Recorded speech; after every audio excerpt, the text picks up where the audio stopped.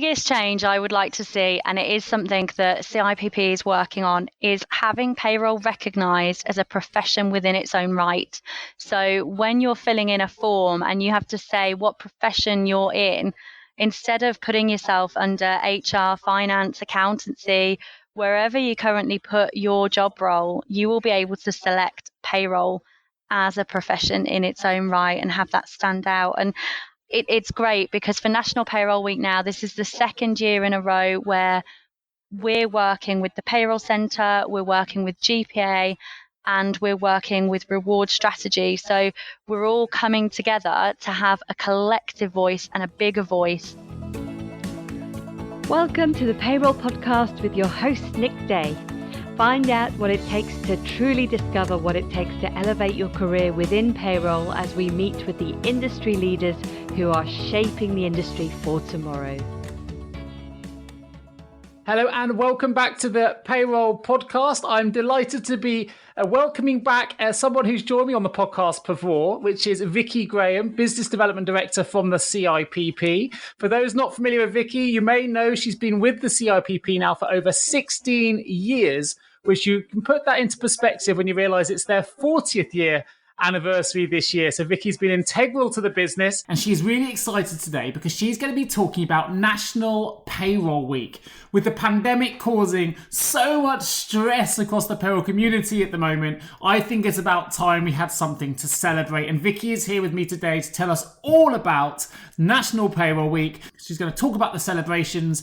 She's going to talk about some of the things the CIPP have planned. And I know she's going to encourage all of you to get your leg warmers at the ready, to fire up the DeLoreans so that we can all celebrate in style. So Vickie, tell us what it's all about. Thanks, Nick. No, great. It's really nice to be here and really good to talk to you. And just picking up on that, 16 years. So in August of this year, it'll actually be 17 years that I've been working for CIPP. So really long time, but obviously love it and love the payroll profession and everything that we're doing at the moment. So thanks. And we're not just celebrating 16 years for you, Vickie, but also 40 years for the CIPP. 2020 marks the 40th anniversary. And I know that you're intending to celebrate in style, but I believe that you've postponed the celebrations for 12 months. Is that right? That's right. So this year's our 40th year. We originally founded in 1980 as the Association of Payroll and Superannuation Administrators. That was back in 1980. As I say, 10th of October was the first event that was run. We had originally planned to have a 40th celebration in July of this year, which we've now pushed back to the 7th of July 2021. And obviously invitations will go out in due course to those founder members and people who've been associated with us over that time. In the meantime, we are doing features within the magazine. So each edition of Professional Magazine this year has carried some content around the history of the CIPP. And I've really enjoyed digging into that. I've been the one that's been, because of my length of time here, I know I haven't been around for the entire 40 years, but I am one of the longest serving members of the team. And because of that, I've been the one responsible for going through all of our archives and pulling together all of the history. And I'm creating an official timeline. So we'll be issuing that later this year. So even though the event celebrating it isn't until next year, we're still doing a lot this year to mark the occasion. I also actually, whilst we're on that, just want to highlight that as well as APSA being launched in 1980, in 1985, the British Payroll Managers Association formed as well, which was for the private sector, whereas APSA was for the public. So we recognise both of those within this anniversary year. I actually remember that because when I first started in recruitment 18 years ago, God, it used to be known as the IBPM, I think, the Institute of British Payroll Managers, and then it became the IPPM. And of course, now we know it as the CIPP. Yeah, it was. We've had quite a few names over the years. So APSA obviously was the original body formed in 1980. Then BPMA, which was the British Payroll Managers Association, which later became IBPM. Then when APSA and IBPM formed, which I believe was 1998, we then became IPPM, the Institute of Payroll and Pensions Management, or managers. Forgive me, I cannot remember the exact wording. I'm sure some of the listeners will, and they'll let me know. And then we became IPP in the noughties and gained chartered status at the back end of 2010 and officially became CIPP in 2011. Funnily enough, Vickie, I once had an HR client who needed to recruit a payroll manager, and they insisted that the individual had the CIPP qualification, and that's fair enough. It's quite a regular requirement that we see on specifications. But I had an individual who I thought was perfect for the position, and they had the BPM qualification. But the HR manager wouldn't accept it because they said had to be the CIPP. And I remember trying to explain to them that this was an equivalent qualification. It was just before it became the CIPP, but they just wouldn't accept it. And when we were going back and forth, I mean, eventually they did. We were going back and forth, and I was almost tempted to put them in touch with the CIPP directly to get this qualification confirmed. But eventually they did relent, which was good. But it's interesting seeing how the qualifications change and most importantly, how they've evolved. And the fact that qualifications now have chartered status is a fantastic thing and a fantastic achievement as well. So let's take things forward then. Let's talk about National Payroll Week. If you can, Vickie, tell our audience all about what to expect in September and how we can prepare for it and what it's all about.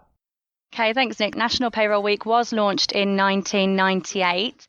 Really, the CIPP or IPPM as it was, IBPM as it was, launched National Payroll Week to raise the profile of payroll as a profession, both within business and within government as well. So we did a lot of activity down at the brewery in London back in 1998, and we wrote to government and got the Prime Minister at the time, Tony Blair, to send a letter of support for National Payroll Week and payrollers who were working within the profession to recognise the work that they do, both within businesses and in the UK. So just to give you an idea, it was anticipated that this financial year, this tax year, £301 billion would be collected through national insurance and income tax, which is a really significant contribution to the UK economy.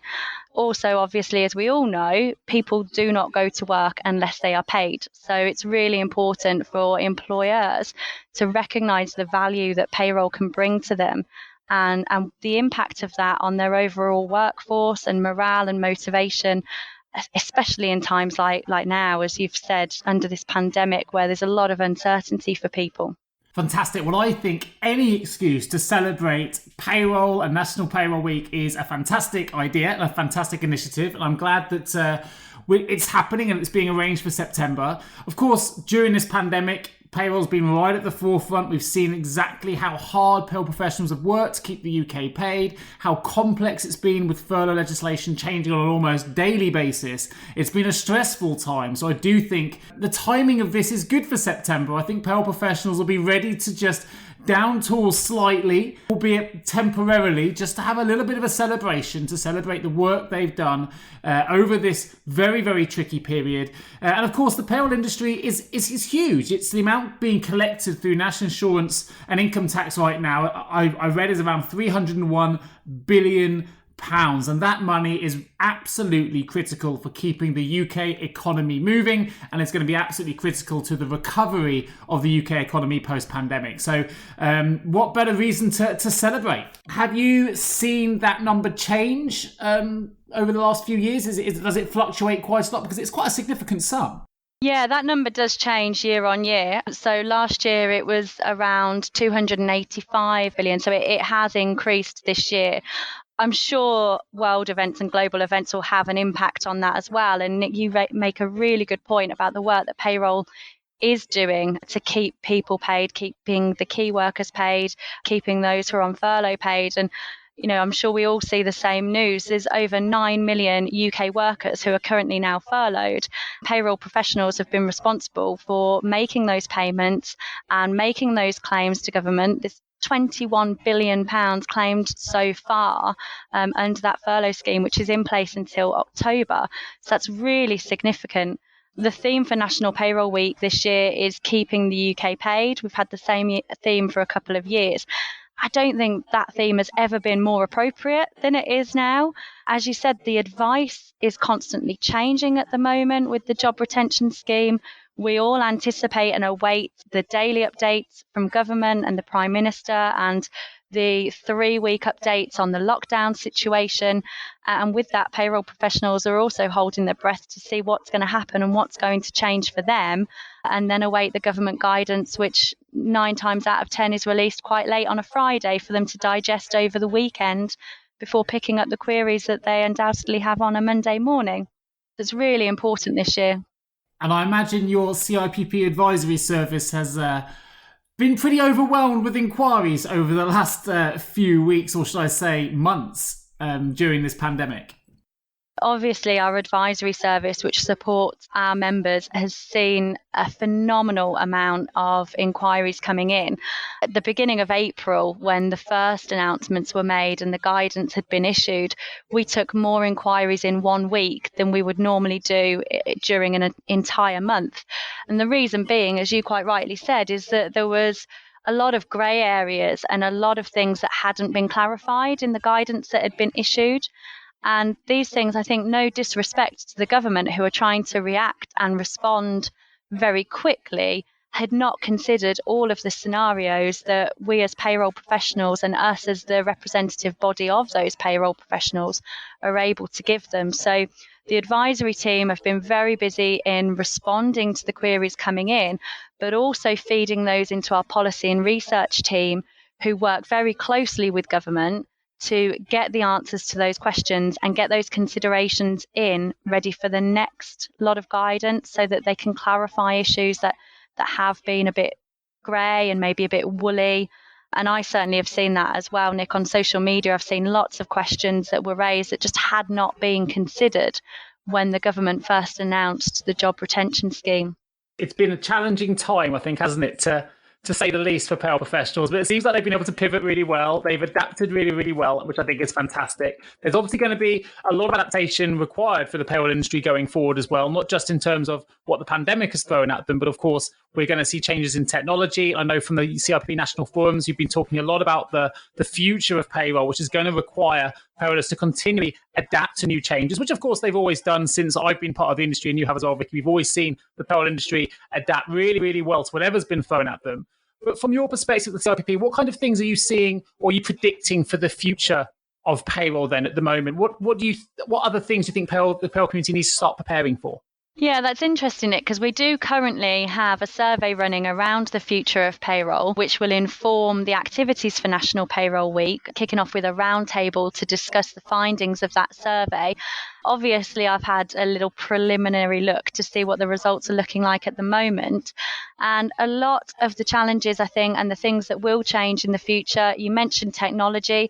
Technology definitely plays a part, and we did have questions in the survey around that, and whether payroll professionals thought that technology would have a detrimental effect on the profession, in that it would therefore be seen as more of a push button exercise.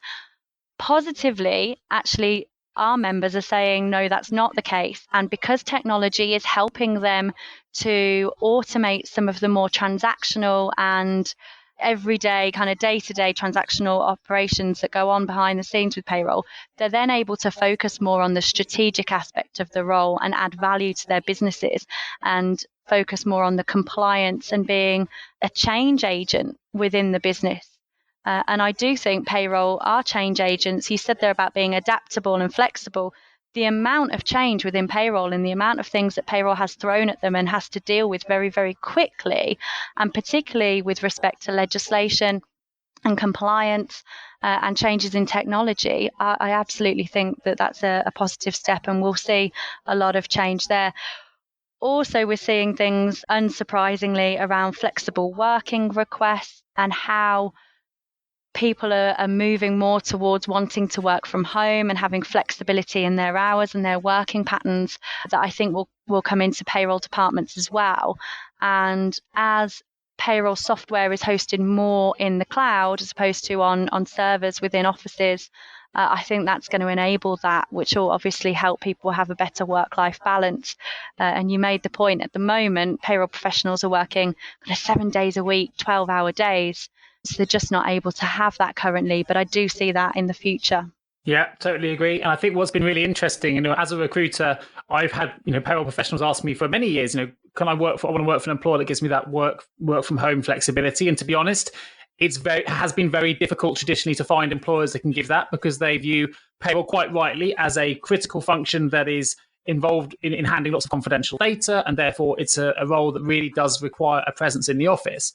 But fast forward 65 days from the last time I had that kind of conversation, the payroll industry has absolutely proven to industry across the board that they can process and accurate work whilst working from home.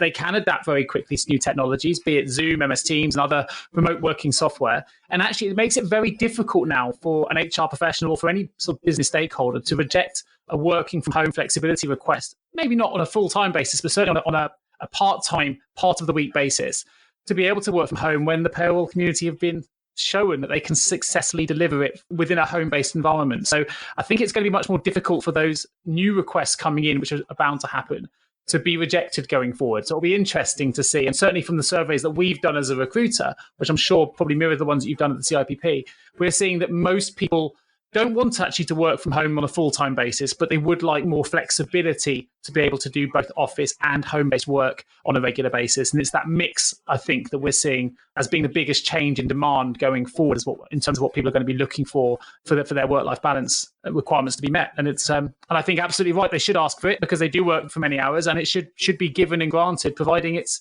not going to affect the efficiency of the way those payrolls are run. Yeah, absolutely. And I think, taking the point there, we're in June, and having been in lockdown and isolated in our homes since the end of March, I think people realise now that they don't want to do it full time, and it is nice to have that team atmosphere and office environment part of the time. So it's good to have that balance. I think I mentioned this on the National Forum presentation I gave for the CIPP, which is about adaptability. And you just talked about adapting to technologies. And the Charles Darwin quote is, "It's not the strongest of the species that survives, nor the most intelligent. It's the one that is most adaptable to change." And I think that's one thing the payroll community has absolutely shown over the last 65 days, which has been amazing, that they are adaptable to change, and they can change very, very quickly.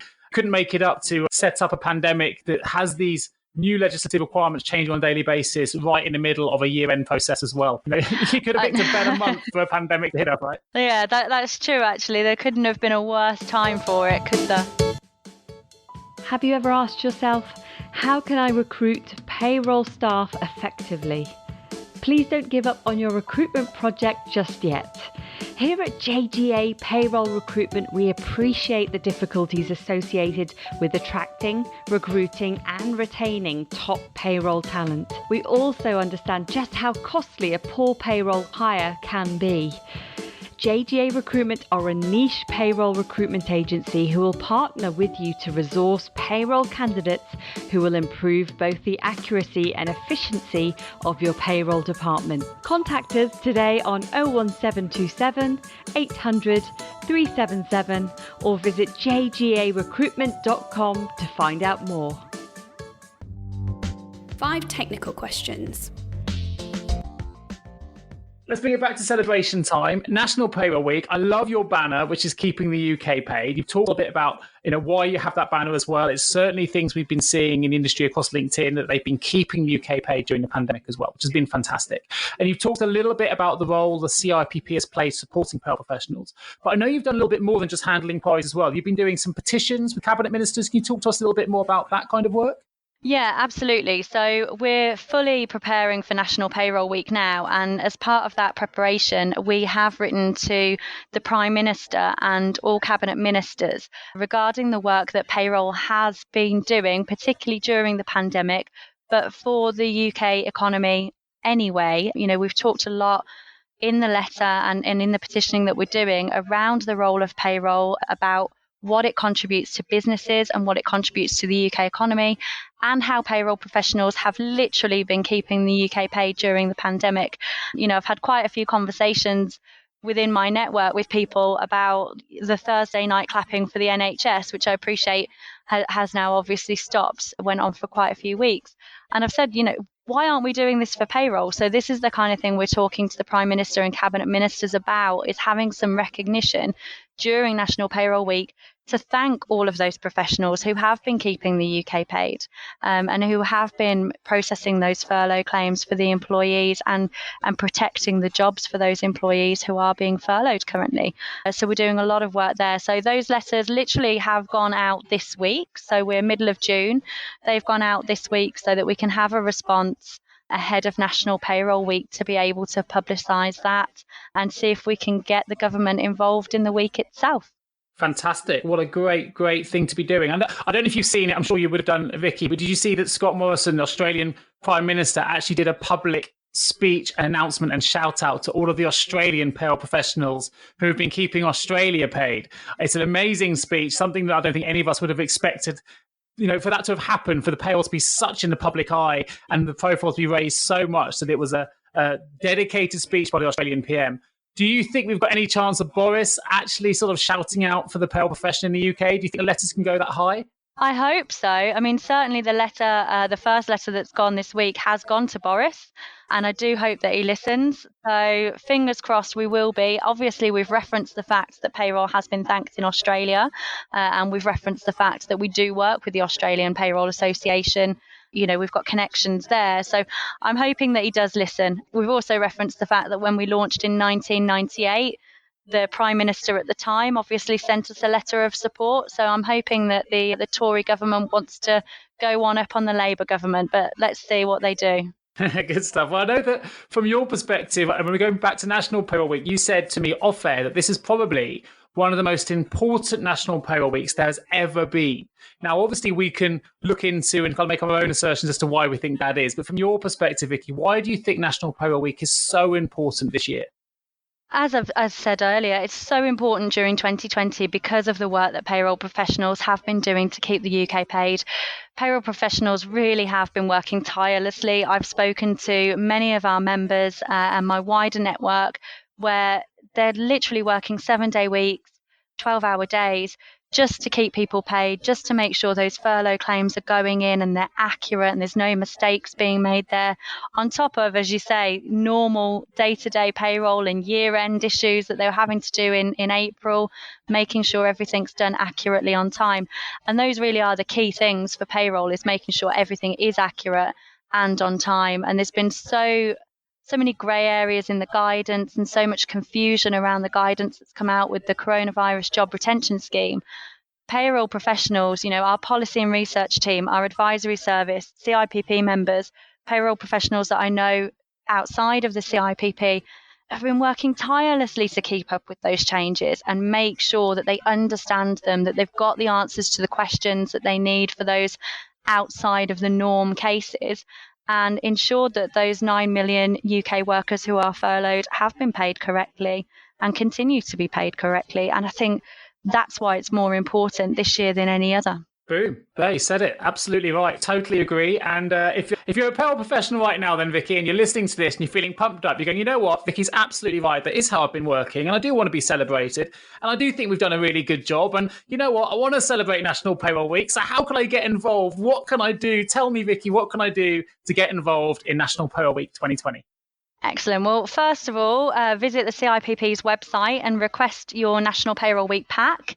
For obvious reasons, the packs this year will be online downloads only, but request your pack and it will provide some information in there around things that you can do to celebrate the week. I'd encourage you to run an event within your business, whether that's an online or event, or if by September you're back in your offices, either or, but run an event within your business to talk to your employees about their payslip, to talk to them about the complexities that go into that.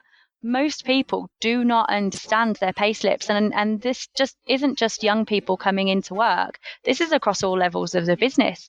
I hear stories about chief executives who don't look at their payslip because they don't understand it. So run an event to explain payroll to them and highlight the work that you're doing and really stand up and say, this is what I do and this is why I need to be celebrated. And the other thing that I'd really encourage you to do, and there will be a template within the National Payroll Week packs, is to write to your local MP and see if you can get them involved in whatever celebration it is you do within your workplace, be it online or maybe if by then it's face-to-face in your office, get your local MP involved and see if you can get some publicity off the back of that and really help to raise the profile of the payroll profession in that way. If you want a copy of that pack, obviously it's on the CIPP website, but I will put a link in the episode notes as well. So if you're listening to this podcast, what you have to do is click on the episode notes, which is the description of this episode. And in there will be a link where you can directly be taken to where you can access one of those CIPP packs. So don't delay. You can do it while you're listening if you want. You can click away and keep your earphones on while you're listening to this podcast, and you can request one of those packs whilst we continue this interview. So go and do it now. Get yourself involved. And it'd be amazing to see as many people and companies taking part in this National Payroll Week as possible. Let's really celebrate payroll and raise that profile like it's never been raised before, right on the back of a pandemic that started to raise the profile already. And my biggest worry as someone who's passionate about the payroll industry is that at the end of the pandemic, we go back to where we were before. We've got to make sure we continue to ride this wave. We continue to push the payroll industry into the public limelight to raise that profile. And that's going to involve every single person listening to this podcast doing something, just one thing, to continue to raise that profile. And if that involves you guys clicking on a pack link, downloading it and getting involved, then go and do it. And let's have a really big, great celebration, September 7th to 11th, 2020. Now, one last question on National Payroll Week while I've got you, Vickie. As let's say everyone does get involved, what is the biggest single change you would like to see as a result of National Payroll Week 2020? Biggest change I would like to see, and it is something that CIPP is working on, is having payroll recognised as a profession within its own right. So when you're filling in a form and you have to say what profession you're in, instead of putting yourself under HR, finance, accountancy, wherever you currently put your job role, you will be able to select payroll as a profession in its own right and have that stand out. And it's great because for National Payroll Week now, this is the second year in a row where we're working with the Payroll Centre, we're working with GPA, and we're working with Reward Strategy. So we're all coming together to have a collective voice and a bigger voice to really help make that happen. And if all payroll professionals get involved, download those packs, start writing to your local MPs, start writing to your local media, getting some exposure on social media, getting some exposure within local media, then that's really going to help to get that message out there and get payroll recognised as a profession. Fantastic. Now, of course, as well as National Payroll Week, it would be remiss of me not to ask you a question as a CIPP Business Development Director, Vickie, about what the CIPP are doing in terms of training requirements for the payroll profession, particularly post-pandemic. I'd be really interested to know, in relation to the future of payroll as well, where you personally, where the CIPP see the future of training requirements really sitting for the payroll profession. What are the things that you guys are focusing on? What skills gaps do you think are going to appear, I guess, post-pandemic? Do you really want to plug those gaps for? How's the future of training look for the payroll industry? Yeah, that's interesting. I mean, obviously, we're in a pandemic at the moment, and we are still promoting our training courses, and we are still getting people on training, which is great. I think there's always a requirement for payroll training. We're moving a lot more of our training courses online. We deliver virtual classrooms, and we have on-demand training as well.